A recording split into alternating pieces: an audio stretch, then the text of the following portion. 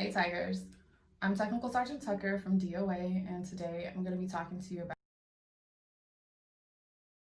about email etiquette. So why are we talking about emails? Everybody knows how to write an email.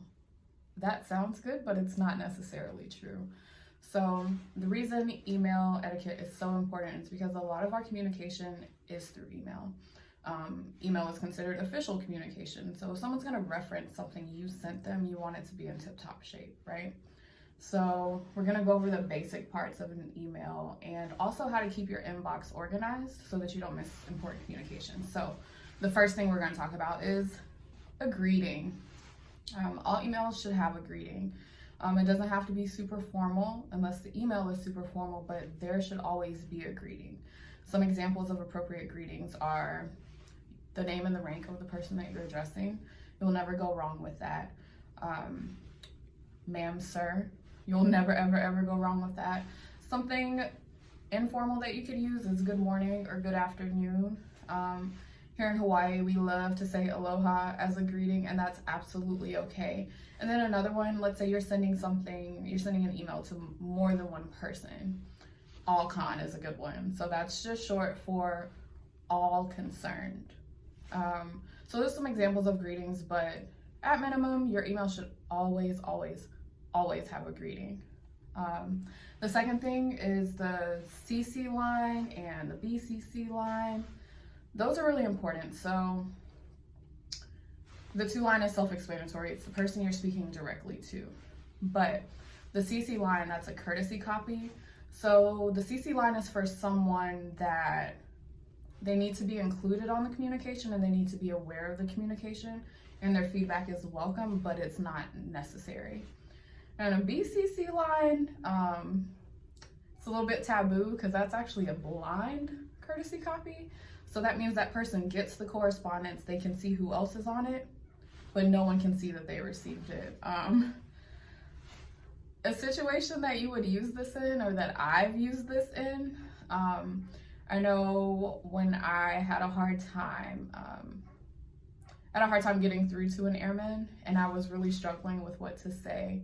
It was regarding poor behavior, and I went over with my supervisor like what I should say.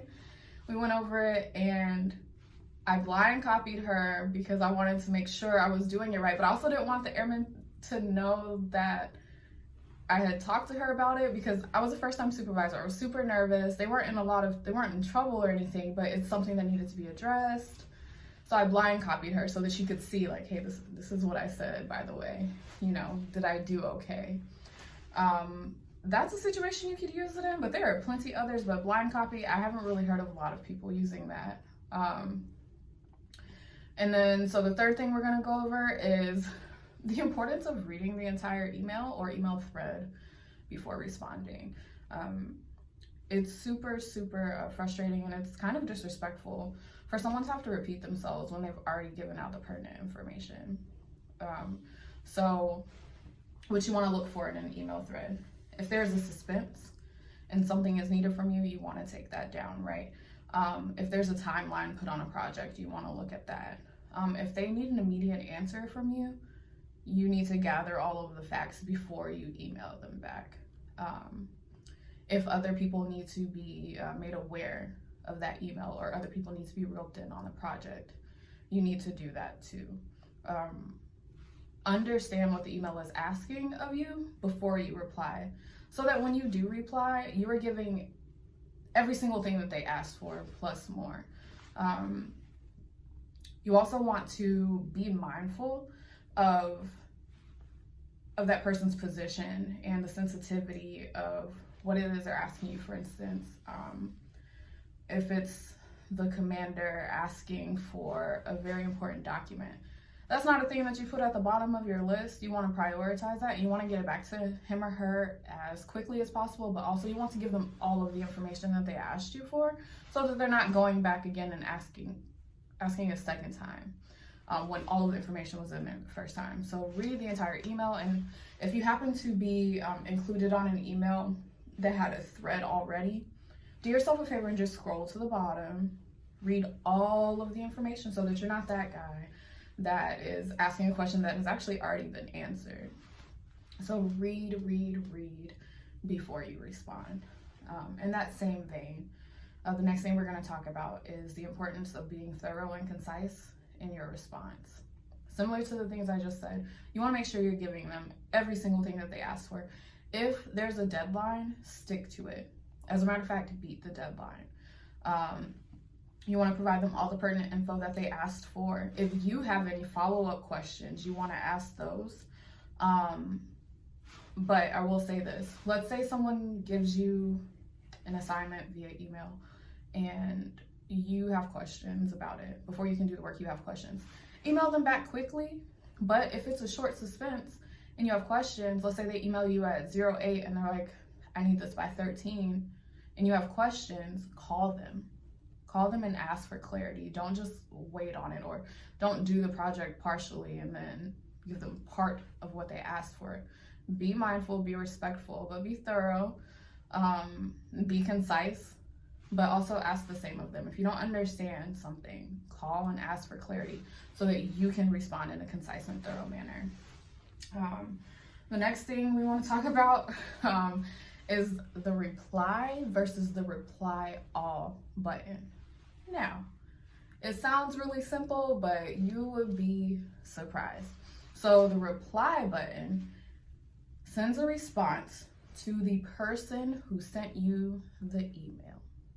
So a reply button sends a response to the person who sent you the email only. An example that you would use for that. Let's say the UFPM sends out an email to like 40 people in the unit. And the UFPM is like, if you're getting this email, it's because you're overdue for your fitness assessment and I need an alibi by the end of tomorrow.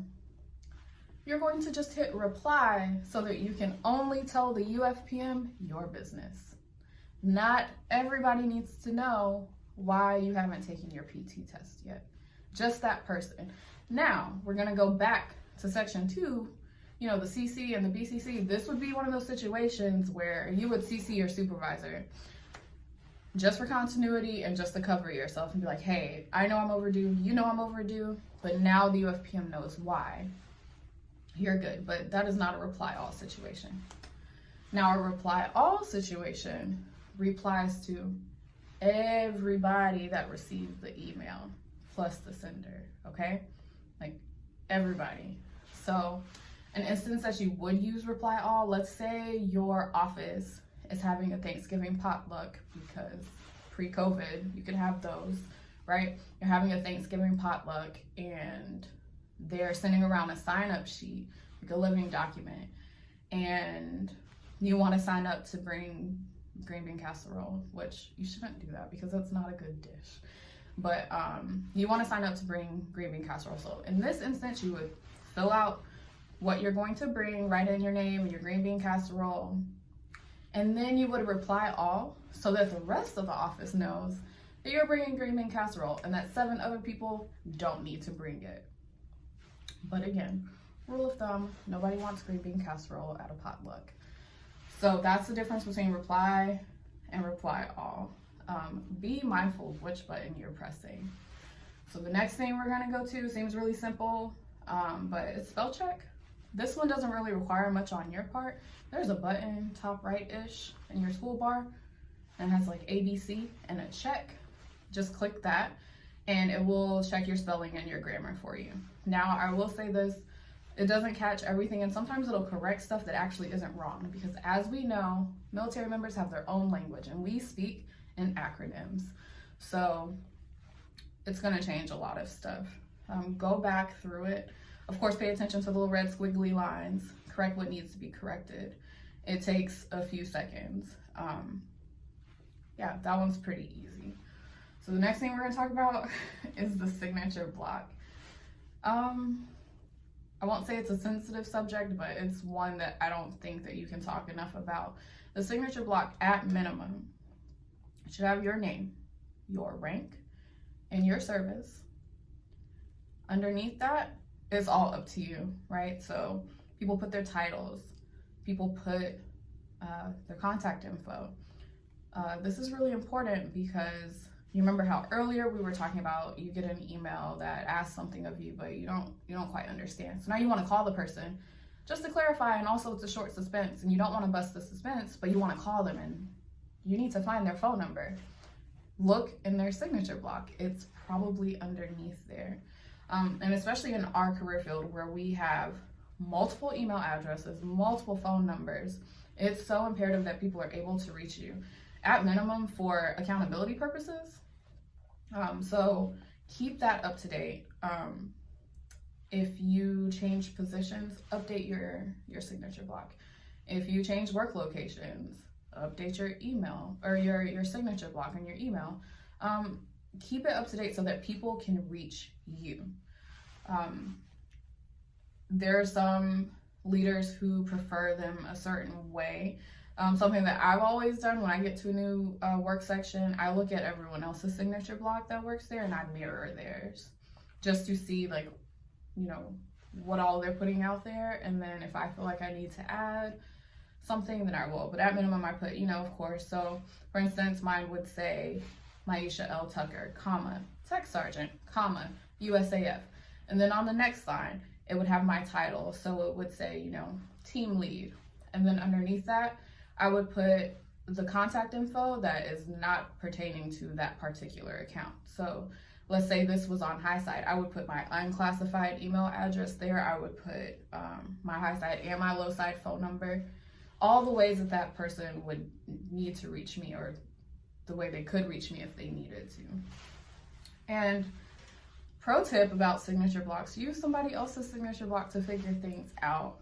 Always look at their signature block before you do the thing where you're like, hey, let me go ask someone else if they know someone's phone number, when it's probably in their signature block. The last thing I want to talk about, next to the last thing I want to talk about is how to organize your inbox so that you don't miss important emails. How to say this? You don't have to do this. This is just a suggestion, but something that I do is I create different folders with underneath my inbox, and I separate it by who it's from and what it's pertaining to. So at work, it'll be separated by projects, but my Air Force email will be separated by who it's from. And you can simply create rules by right-clicking on an email from a person, and you click create rule. And let's say I want all emails from Senior Master Sergeant Roper to go into a certain box. So I create that rule so that all emails from Senior Master Sergeant Roper, they go into that inbox, and so I will always see those. And you can divide it by, however, if you're a person who's in charge of a lot of programs, you can divide it by programs. So in another way, you can organize your inbox. You can color code certain things so that you know, like, what's important, what to keep, what to archive. But it is our responsibility to read all of our emails. It's our responsibility to prioritize those communications. And there are things that can make it a lot easier. People miss opportunities and really, really important info simply because they didn't read an email, or they skipped over it, or maybe they looked at the sender and was like, ooh, I never read their emails, so I'm not going to read this one. You don't want to get caught up. You can also create rules based on keywords, which is really, really useful. But do yourself the favor of keeping your inbox organized. And the very last thing I wanted to talk about was being persistent versus being a pest. So, as we mentioned, a lot of communications in this Air Force is via email. And that's fine. That's the way life is right now. But let's say you emailed, oh, here's a fun one that everyone can relate to. You emailed finance because finance, right? You need something from them and they have not fixed it yet because finance. And you emailed them on Monday and they still didn't get back to you. So you emailed them again on Tuesday and they still didn't get back to you. So you emailed them Wednesday morning and Wednesday afternoon. Because it's finance, I would say you're being persistent, but any other, thing, I would just say you're being a pest. There are times where it's appropriate to email back to back to back and ask for something, and there are times where it's not. And the way you can figure out whether or not that's appropriate, be mindful of the position of the person that you're emailing. For instance, let's say you were emailing finance, but you were emailing an org box. Is that org box monitored regularly? Did you get an automatic reply from it? Does it say, hey, call this number if you haven't received a response in this long? So be mindful of the person, the position, the office hours, and those automatic replies from org boxes, read them, because maybe they have further directions on whether or not to call a certain number if, you know, your need is urgent, things like that. And then another thing, utilize your chain of command. If you are reaching out to a certain organization or person, you're not getting the response you need, talk to your supervisor, talk to your flight leadership and say, hey, I've had this problem and I'm trying to get it fixed, and I've been reaching out to so-and-so and I can't seem to get in contact with them. Is it okay if I CC you on the next correspondence to them? Or can I forward you the email thread so far? Maybe you can help me.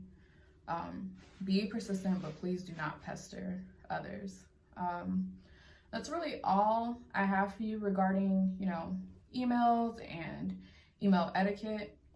But if there's something you feel like I left out or you have a question about this one, leave it in the comment section. I'd be more than happy to answer it. But above all, have manners in your emails and be thorough, but be concise. That's really it. Yeah, do great things, send great emails. And again, if you have questions, I'm Technical Sergeant Maisha Tucker. Leave your questions underneath this video or email me. Yes, you should email me and I'll email you back and we can talk about email etiquette. But thank you for tuning in, Tigers. I really hope this helped, and have a good one.